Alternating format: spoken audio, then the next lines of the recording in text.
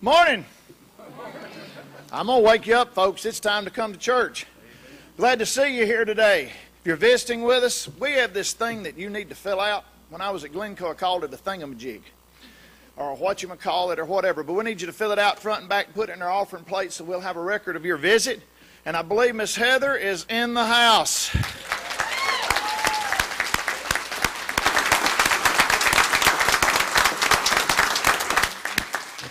Beautiful sight, young lady. A beautiful sight. Well, we're glad you're here this morning. Thank you for being here. I am not Nikki, thank the good Lord.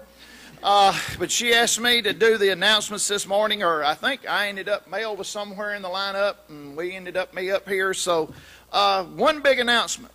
We have no water. So if you need to go to the restroom, you got to go to the two restrooms in front of the office. So, Bob, if they get up and walk out, you'll know they're going that way, okay? You'll know you'll give yourself away if you go. So, I'm sorry. But the announcements for today, I have one here. The children will meet at the church Tuesday at 11 o'clock to deliver the food and school supplies to the JCOC, so you need to bring them before Tuesday. And then they're going to McDonald's to eat afterward. Roy, we need to become children. I'm telling you. Also, remember the blood drive this Wednesday at 1 o'clock. We have a thing that I don't know if I need to announce this or not, but George and Marilyn will sing a special if 100 pints of blood are given. And George said it had to be 100. I don't know if that's a deterrent or if it's you're going to come and give. I don't know.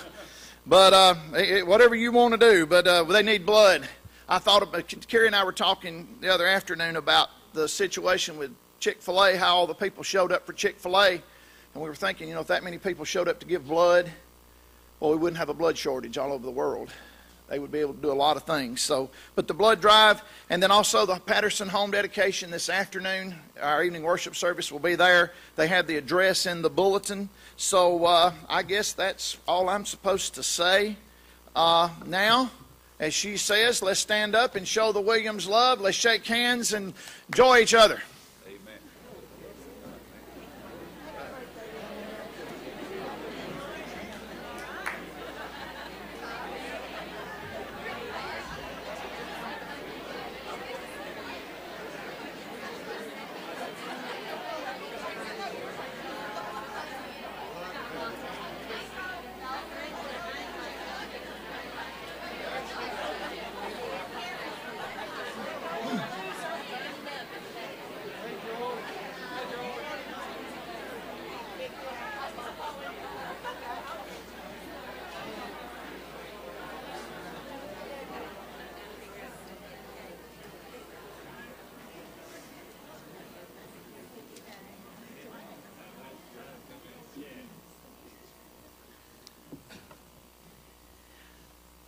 The scripture call to worship this morning is Philippians 4, 6, and 7. About 5 years ago, Wendell McGinnis gave this for the scripture call to worship, and it's been an important verse for me all these years. And Heather even has it taped up inside my medicine cabinet. It says, "Be careful for nothing, but in everything, by prayer and supplications, with thanksgiving, let your prayer requests be known unto God. And the peace of God, which passeth all understanding, shall keep your hearts and minds through Christ Jesus."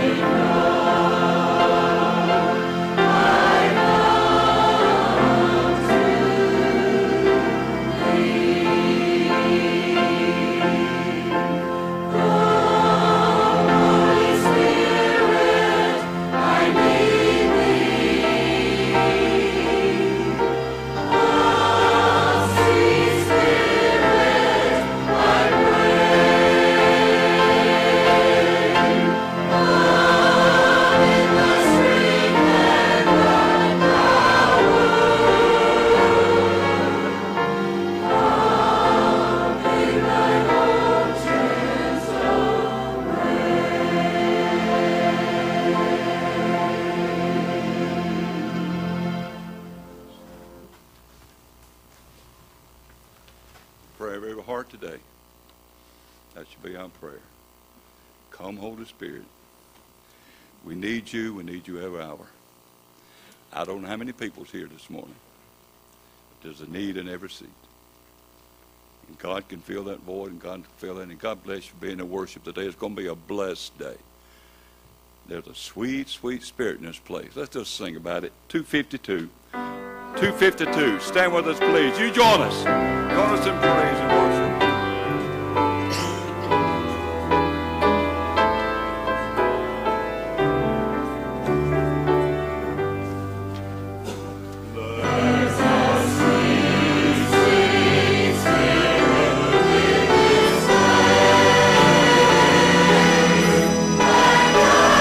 Oh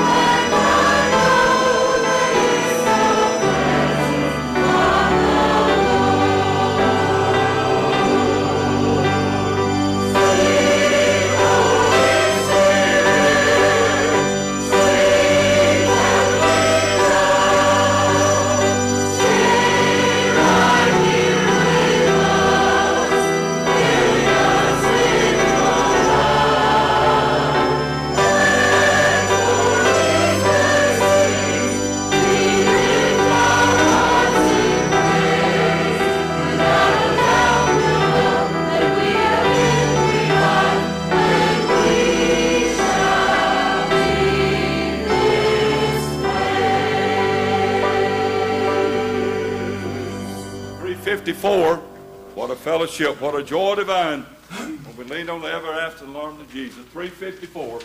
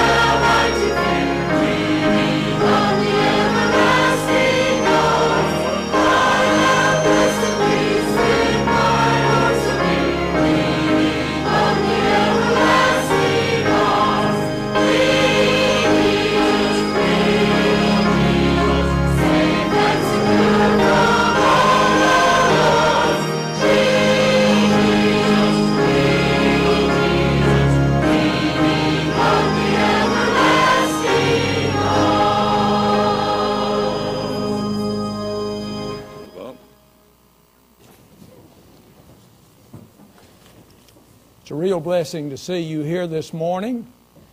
Let me welcome you to the First Baptist Church of Williams, particularly if you're visiting, and we hope that you'll not be a visitor long, but be a regular. Some things that have been mentioned, but let me re-emphasize them this morning. One of them is the blood drive on Wednesday. Now, you did such a marvelous job at the last one, and I found out that there has been plenty of time between the two, that if you gave the last time, you can give this time too. And so I hope you will come out and let's have a good blood drive, because it's very much needed. You heard the announcement about the JCOC, the Jacksonville Christian Outreach Center. This school supply provision is probably one of the most important things that the JCOC does. You may not know this, but in the next 2 weeks we will provide school supplies for between 300 and 400 children who would not otherwise have those supplies. So if you can give to that worthy cause, please do. And then I hope we'll have a big crowd to come out to the home dedication tonight and let those people know that we love them and that we are happy to be able to give this home to them. So you be sure and plan to be there. So glad you're here this morning. Let's pray together. Great God, our Father, we come before your throne of grace on this Lord's Day with our praises and our petitions. We thank you for seeing us through the past week and allowing us to come today to worship. We praise your name. Father, we look on our sin-sick world and realize the horror of war and of man's inhumanity to man. We pray that the peace of the Prince of Peace will fill our hearts. We thank you, O Lord, for the way that you have chosen to use this congregation. Make us ever sensitive to the leadership of your Spirit. Be with those who are unable to be here because of sickness or other problems. May your healing, strengthening hand be upon them. Now accept our worship to the glory of your name. In the name of our Lord Jesus we pray. Amen.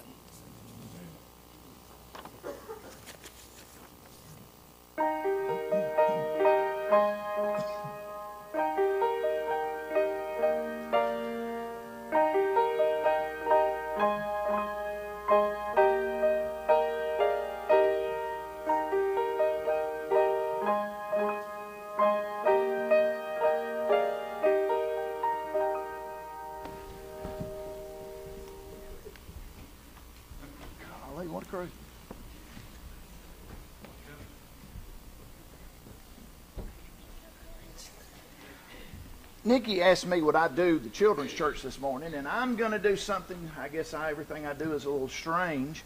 And I walked in this morning, and Roy saw what I was toting in. So I'm going to show you some of the things that I brought with me today. Of course, this is a book. I'll explain that. Who knows what this is? Football team. Yep, it's a pair of shoulder pads. Okay? Well, I brought a bag full of stuff. Let's see if I can get over here and get this bag out. Let's see. What? I got a whole bunch of stuff in here. Who can tell me what these are? Cleats. They're football cleats, tennis shoes. What is this? Football helmet. A football helmet. Golly. And knee pads and a girl knew knee pads and thigh pads. Give her a big hand, I'm telling you. These are knee pads and thigh pads. These go right here, and these go right here on your knees to protect your knees and your thighs when you get hit. Also, I brought a whole bunch of other stuff. What is this? A football. Well, let's see. What else is in here? There's a pair of our game pants. And let's see what else I got in here. I have a jersey. Of course, this is not Pleasant Valley. I coach at Glencoe, so this is one of our varsity game jerseys. And I have brought all of this because tomorrow, all those guys, how many of y'all play football? Raise your hands. Anybody? Yeah, all these guys play football. What time's your two-a-day start tomorrow? 9? My goodness. Some of them, we're doing two-a-days. Now, what that means is we're going to practice in the morning, and then we're going to go back out in the evening. And a lot of this stuff football players wear. Football players wear this to tell you who they are and who they play for. They put these on to protect their legs, and we have a thing called a girdle that goes in there. For all of you that I guess that might not be the good, yeah. That's a girdle. That's what we wear. Guys wear girdles playing football, so we do that. We use these for knees and to protect our thighs. I know, ladies, but that's the best I can do, okay? We wear shoes. Now, these are special shoes. These have cleats on them. They're high top so that you won't turn your ankle, and it even has a strap here that makes it where you can tighten it to really protect your ankles. So we use those. But here's the two really most important things. Is the helmet and the shoulder pads. These helmets are very, very padded, and they're good helmets. And then the shoulder pads. And then, of course, this is what we tote, and we throw it. And y'all have seen football, right? But how many of you can tell me what this is? A binder. It's a binder, but what is it? This is our playbook. We have a playbook. Don't ask me. I don't know all of them, but I know a good many of them. But this is our playbook. Shows our pass routes. Everything that we're going to do in a football game or could is in this book. Well, in the Bible, let me find it. I laid it down. There it is. It talks about this. It talks about putting on the whole armor of God. And it says in Ephesians chapter 6, it says, therefore, take up the full armor of God. So I guess this would be our armor as far as football players are concerned. It says, so that you will be able to resist in the evil day. Having done everything, stand firm. Stand firm, therefore, having girded your loins with truth. In other words, having put on your pants. Put on your pants. It's ready with your girdle and ready to go out there. Then it says gird your loins, and then having put on the breastplate. Well, the breastplate was sort of like the shoulder pads. So you've got to put on your shoulder pads, your breastplate. Then it says, and having shod your feet with preparation. Put on your shoes and where you can go into the rocky places. And then and it says, and preparation of the gospel of peace. In addition, taking up the shield of faith. Now, our shield basically, and you know what shields look like? They were shields, and a lot in the olden days they had their coat of arms on here. And it would tell you who they were or where they were from. Well, then that would probably be our game jersey. Our game jersey tells you that our guys are from Glencoe, and this is number 21. Then it says, take up the shield of faith, in which you will be able to extinguish the flaming arrows of the evil one, and take up the helmet of salvation and the sword of the Spirit, which is the Word of God. Here's a full set of uniforms. I mean, it's a full set. Everything you have to wear in a football game is right here to protect you. And we furnish it. The kids don't, our football players don't have to buy any of this. We all furnish everything to them. The helmet, shoulder pads, everything. God does the same thing. He gives you the right tools. What? This? That's a pair of shoulder pads. God gives you the things you need to have truth, to have righteousness, to have peace, to have faith, to have salvation, and also to understand His Word, to have the Word of God. So I want you to know this, that God will prepare each and every one of you for the battles that you're going to face. For the things that come at you, that Satan throws at you, He's going to prepare you for that. Just like we prepare our football players, God has prepared you with the armor to be able to go out and serve Him. Okay? Now, I always give stuff. I like to give stuff. So, in honor of football today, or, the starting two-a-days, I went, and are they doing children's church today? Okay, I'll let them give it out to children's church. I went out and got these little bitty footballs. And I want you to, and they bounce. Now, you bounce it on the floor. I found out you bounce it on the floor. You better get ready to chase it because it's going to go somewhere. It says GWP. When you, I want you to take this home and put it up to where when you walk in the room, remember that God will prepare you for what you're supposed to do in your life. Okay? He'll prepare you every day for what's going to come your way and what you're going to face. Okay? They'll give them to you at children's church. Okay? Y'all go to children's church.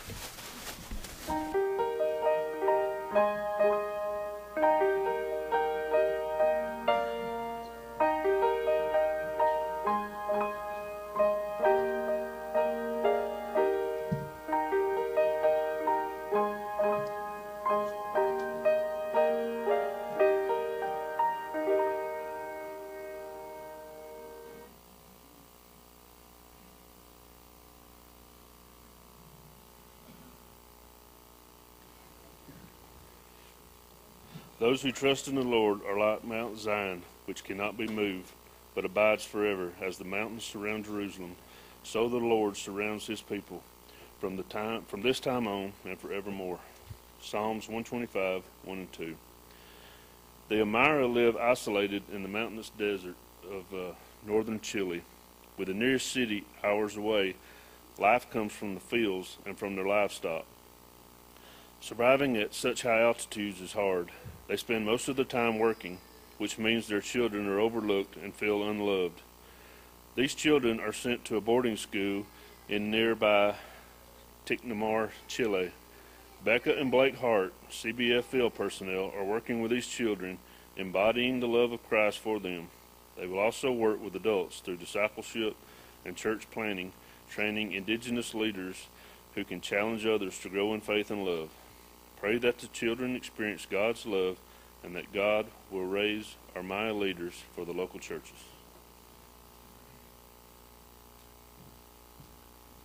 Thank you, Blake. Randy. One thing about Randy does children's story, you can expect an adventure. Thank you, Randy. I played a little football, not a lot, but none of my stuff looked like that stuff. Helmet didn't look like that, and all this stuff they give you these days, they didn't have that in those days, Bob, did they? A little rough back then. Put on a...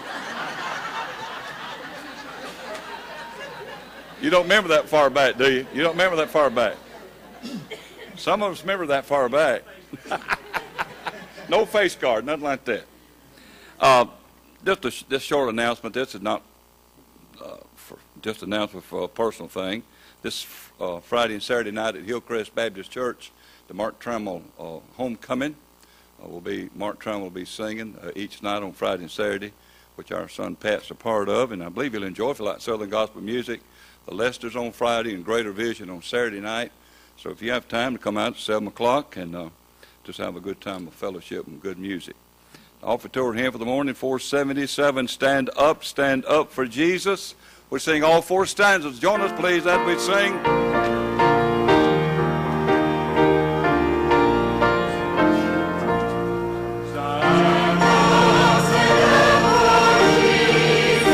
Jesus.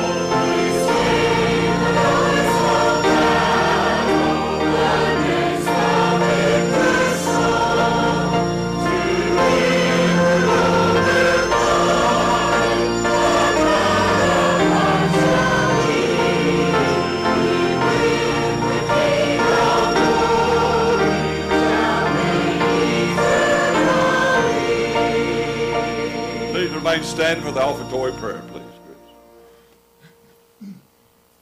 Let us pray. Dear Heavenly Father, our comforter and our strength, we humbly thank you today for your mercy and your grace. We also thank you for giving us each other to lean on and to love. We praise your name for what you've done for us and what you're going to do still. You are the author and the finisher of our faith. We pray that we would each do our part to complete your work and that we would always be found busy for you and your kingdom. Please bless this offering for your glory. In Jesus' name I pray. Amen.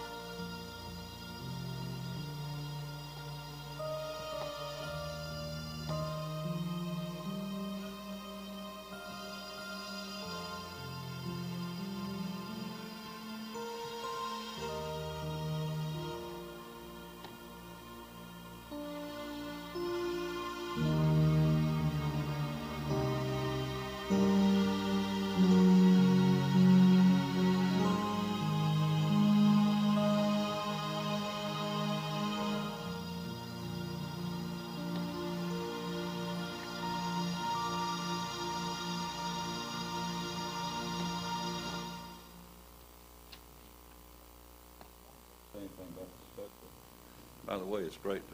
You're never too young to serve in this church, or too old. singing an older song, Till the Storm Passes By. The only reason I'm saying that, the second verse has a duet. And Sam and Wallace Ambrose will be singing that, so you just pray for that. And listen to the words. A great song. If you've been through the storms, we all have, be much in prayer as we sing for you, Till the Storm Passes By.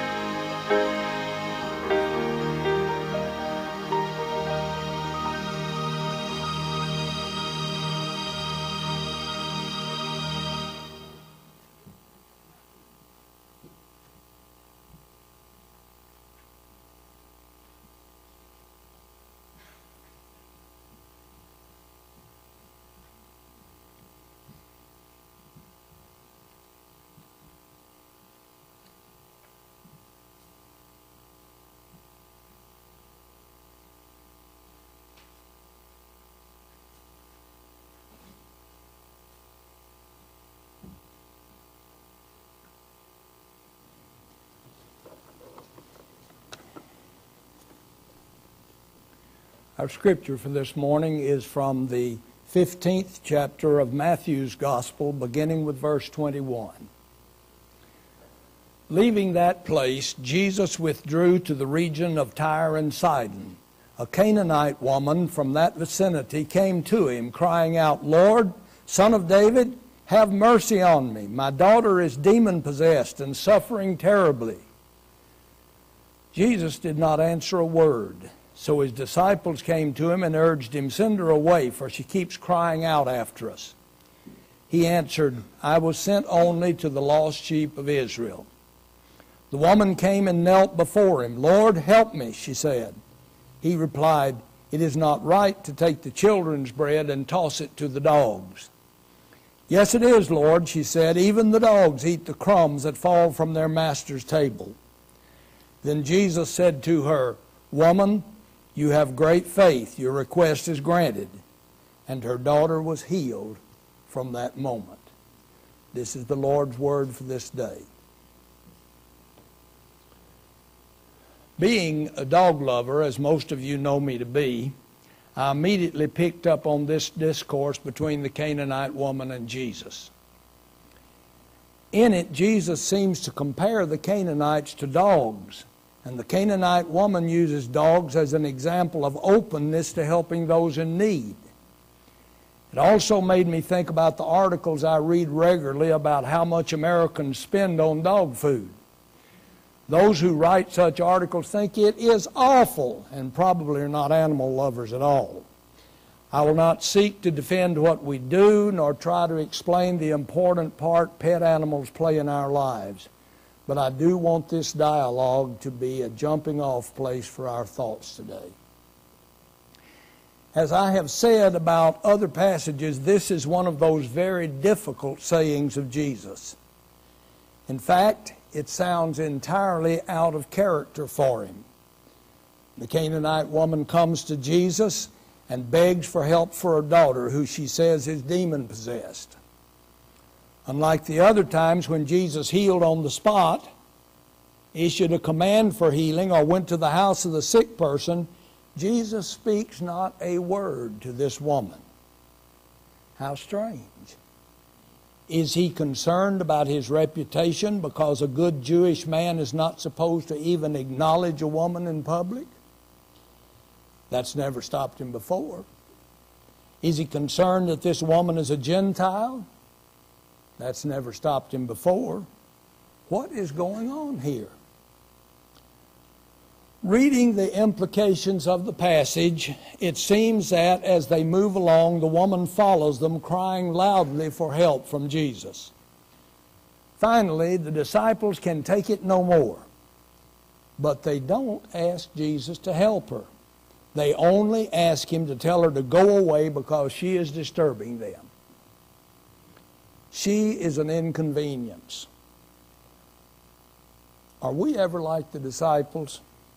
Do we ever seek to get around the needs of people, not because they are real, but because they're an inconvenience to us? We just don't want to be bothered. Let them find someone else to help them. Don't they have a family? Rather than acceding to their request, Jesus says a strange thing. I was sent only to the lost sheep of Israel. In other words, he is saying, don't you recognize this woman's a Gentile? Do you really think I should help her and her child? After all, one of the prayers prayed regularly by Jewish men was, Lord, I thank you that you have not made me a Gentile, a woman, or a dog. Was Jesus truly this unfeeling? I doubt it. Does that mean the Bible is misstating this whole thing? Certainly not. I think we have here a test of the disciples. I think Jesus wanted them to say, Lord, this woman is in great need of help. Do something for her. In other words, no matter who she is, God loves her and we should help her. Instead, they want him to send her away. Jesus is giving them a test to see if they understand his love and his care for everyone. And they fail the test miserably. Does that ever happen today? I remember an amusing but thoughtful story about an old lady of simple means who moved into an apartment in a rather upscale neighborhood. As was her custom, on Sunday she went to the nearby church. It was truly one of those silk-stocking congregations. But the old woman did not seem to notice the looks she got as she took her seat in her well-worn clothes, the best that she had. Finally, after attending a few weeks, the lady felt led to present herself for membership in the church. The pastor sensed this would not sit well with his congregation, so he told her, "Before you make this step, I will come by and talk to you about it." Of course, he never did. Weeks later, he was walking down the street in deep thought. He looked up just in time to see the woman coming down the street toward him. It was too late for him to cross the street to avoid her, so he called her by name and said, "I've been trying to get by to talk to you about our church." The lady smiled and said, "That's all right, preacher. I talked to the Lord about it, and He said for years He's been trying to get into that church Himself."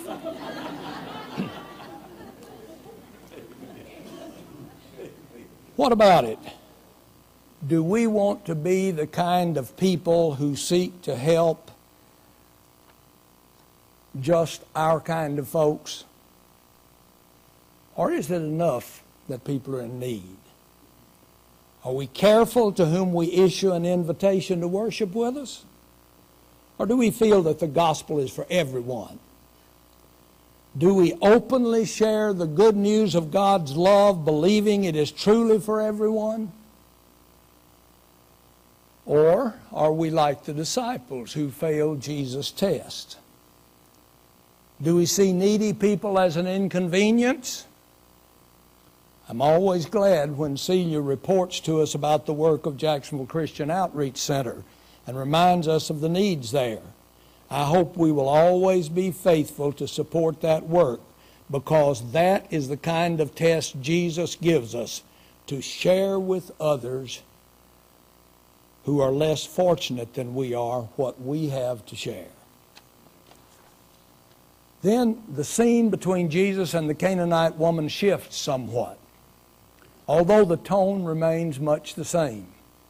The woman comes and bows down before Jesus.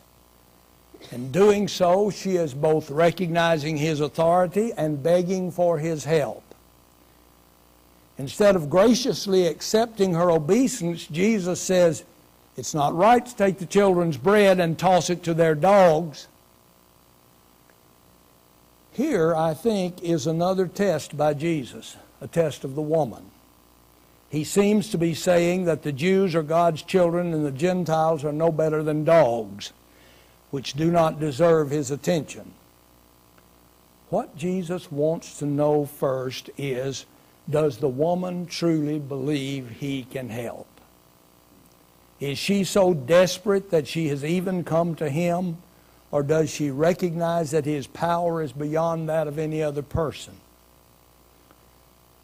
Unlike the disciples, the woman passes the test. She does not dispute Jesus, but simply says, "The dogs are allowed to eat whatever the children drop off their table." She seems to understand that there is more than enough of God's power and love to go around. Perhaps she even recognizes that Jesus has come for all people, and she is persistent in her request. How do we act in times of need? I've heard people say, "I can't bother God with that." We need to understand there is no need, no heart cry too insignificant for God.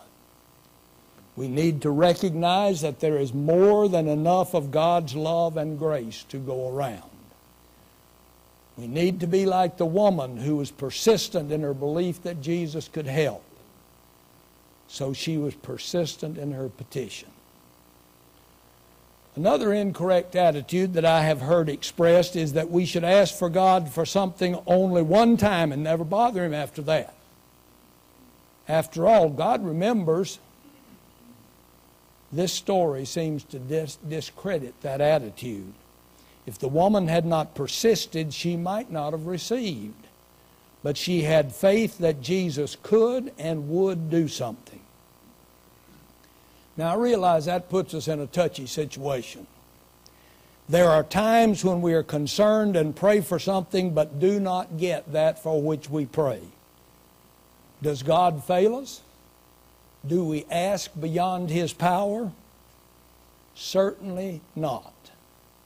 But the key to a successful petition is to lay our request before God and leave it in His hands. Believe that whatever He does will be the best thing for us in the long run, though we may not see it at the time. And we need to continue to pray as the woman continued to cry out, that our sincerity may be obvious. After the woman takes the test, Jesus grades her paper. Woman, He says, you have great faith. This is the key.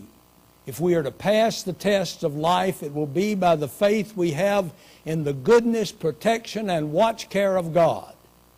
We must strengthen our faith by exercising it every day. It's like the person who works out to build up his muscles. When we exercise our faith, it gets stronger every time. This woman didn't just say, I believe Jesus could do this, I wish He would, and then quit.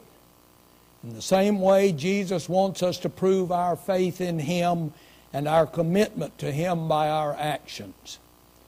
Remember the admonition from James that faith without works is dead. Then Jesus tells the woman, your request is granted. Her daughter was healed from that moment, the Scripture tells us. I wish I could tell you that every time we come to God with a request, it is granted just as we ask it. If I did, it would be untrue. But I can tell you that the best place for our needs is in God's hands. And I can say if we exercise our faith, the answer He gives will be best for us. What do you feed your dogs? What do you offer your neighbors of the spiritual food that is yours to feast on? How strong is your faith that God will hear and answer us in the best way? Thanks be to God. Amen. Let us pray. Oh Lord, so many times we fall short in our faith. But always, when we trust You and when we put our needs in Your hands, they are answered in the best way possible. We thank You, Lord, particularly for the promise that through Jesus Christ we can find eternal life. In His name we pray. Amen. We come now to our time of decision and commitment. If you are here and have never trusted Jesus, it's the time to do it. It is the most important decision in life, and you need to share it with this congregation that we may rejoice with you and pray with you. Or if you wish to unite with this fine church in some way that she receives members, please feel free to do so. Or whatever the Lord is laying on your heart, this is your opportunity to make that commitment as we stand together and sing our hymn of commitment. 350, "'Tis so sweet to trust in Jesus." 350.